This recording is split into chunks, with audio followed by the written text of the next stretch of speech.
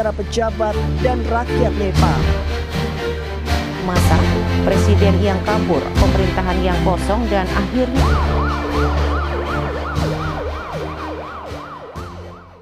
baik, pagi-pagi sebelum berolahraga kan kita olah kata dulu ya kan. Jadi teman-teman, saya perlu ngobrol atau berdiskusi tentang fenomena atau peristiwa mutakhir, yaitu negara Nepal. Jadi Nepal hari ini pecah, Nepal membara, Nepal berduka. Per hari ini saya baca berita ya, korban yang meninggal atau yang tewas dalam peristiwa aksi demonstrasi itu ada 51 orang dan ada 1.300 luka-luka. Luar biasa Nepal ini. Nah, ada dua pertanyaan yang mengemuka dalam peristiwa berdarah Nepal ini. Pertama adalah, kenapa Nepal bisa berdarah? Kenapa Nepal membara dan kenapa Nepal pecah? Yang kedua adalah, ini yang kemudian banyak ditanyakan orang, apakah peristiwa Nepal, aksi demonstrasi yang eskalatif itu terinspirasi dari Indonesia? Baik, yang pertama saya ingin jawab bahwa paling tidak ada 3 hal yang menyebabkan Nepal pecah.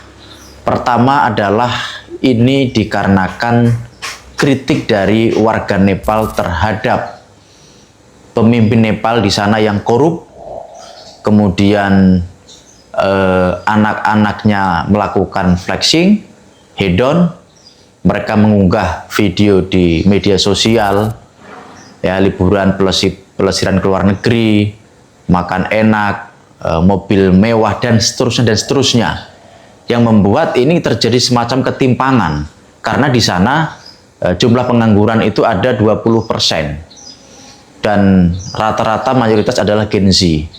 Sementara kemiskinan juga luar biasa di sana, jadi ada semacam disparitas antara yang kaya dan yang miskin. Ini terjadi mencolok sekali di sana. Itu satu alasan yang men-trigger kenapa terjadi aksi demo sangat luar biasa. Yang kedua, ada kebijakan dari pemerintah Nepal, yakni memblokir media sosial. Jadi setelah ada aksi demo, kemudian supaya demo ini tidak eskalatif, informasi tidak menyebar begitu cepat, pemerintah Nepal kemudian melakukan pemblokiran media sosial. Nah, bagi warga Nepal, khususnya Gen Z yang mayoritas di sana, ini merupakan pembungkaman dan ini menghalangi kreativitas mereka, karena media sosial itu tidak hanya sumber informasi atau hiburan, tetapi juga sumber pembelajaran bagi mereka. Ketika media sosial, yaitu Instagram, TikTok, X, YouTube, dan seterusnya itu diblokir, tidak berfungsi, maka mereka harus turun ke jalan. Aksi membesar dan makin eskalatif. Itu membuat kenapa aksi ini dimotori oleh Gen Z, karena Gen Z lah pengguna media sosial aktif gitu. Nah, yang ketiga, kenapa aksi demonstrasi ini kemudian sangat luar biasa, sangat eskalatif, dan bahkan brutal, ya bisa dikatakan demikian, itu karena pihak aparat di sana itu justru melakukan perlawanan dengan keras terhadap para aksi demo. Aksi demo sebenarnya dilakukan dengan cara damai. Anak-anak Gen Z ini kan mayoritas adalah mereka mahasiswa, ada juga kalangan pelajar. Mereka awalnya tuntutannya adalah perilaku korup dari para pemimpin itu dihilangkan, kemudian anak-anak dari pejabat itu jangan melakukan flexing, jangan hedon, kemudian ketimpangan antara kaya dan miskin di sana coba dikurangi dengan kebijakan-kebijakan pemerintah di sana. Kemudian mereka meminta pemblokiran media sosial itu dihentikan. Aksi dilakukan secara damai, tetapi justru pihak aparat melakukan represi-represi, melakukan tindakan-tindakan yang di luar batas, sehingga terjadi benturan, terjadi eskalasi. Nah, sehingga warga Nepal, khususnya Gen Z, marah. Nah, ini yang kemudian membuat kenapa aksi begitu ricuh, bahkan mereka marah melakukan penjarahan Perdana Menteri Nepal kemudian diselamatkan lewat helikopter, dan ada pejabat-pejabat di sana yang kemudian dikeroyok massa gitu, seperti Kementerian Keuangan dan istri Perdana Menteri. Nah, memang kita menyayangkan ya kalau tindakan sampai ke ke pembunuhan gitu ya. Sebenarnya perusakan saja begitu. Yang kedua tadi, jawaban soal apakah peristiwa Nepal ini terinspirasi dengan Indonesia.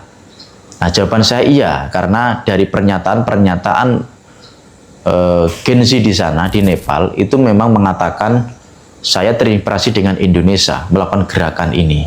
Bahkan gerakan pembubaran DPR itu juga diinspirasi dari Indonesia. Nah, di sana benar-benar DPR dibakar, kalau di Indonesia tidak terjadi itu. Nah, pertanyaan lanjutannya adalah kenapa Indonesia aksinya tidak seperti Nepal? Karena di Indonesia satu, trust publik terhadap pemerintah masih terjaga. Pemerintahan Prabowo responsif atas situasi yang ada. Beberapa anggota DPR juga yang kemudian menjadi sasaran aksi demo segera minta maaf. Dan ada kesadaran juga dari pemerintah untuk memenuhi tuntutan dari warga di Indonesia. Kenapa di Indonesia tidak eskalatif? Itu jawabannya. Termasuk aparat juga meskipun berlaku arogan, tetapi paling tidak diingatkan Presiden untuk menjaga sikap dan memberikan ruang sebebas-bebasnya kepada orang yang melakukan aksi demonstrasi. Itu yang membuat Indonesia tidak seperti Nepal. Indonesia relatif ekonomi tumbuh, kemudian kehidupan sosial baik-baik saja, dan pemerintah punya political will untuk mengatasi persoalan-persoalan yang ada. Itu yang membuat Indonesia tidak seperti Nepal. Tetapi Nepal sebagai warning, Nepal sebagai peringatan keras bahwa pemerintah Indonesia, ya, pejabat-pejabatnya jangan hedon, jangan flexing, jangan menunjukkan kemewahan-kemewahan. Nah, di saat yang sama ketimpangan-ketimpangan harus segera diatasi. Mungkin itu catatan tipis-tipis saya sebelum kita olahraga, kita olah kata dulu, tipis-tipis. Terima kasih.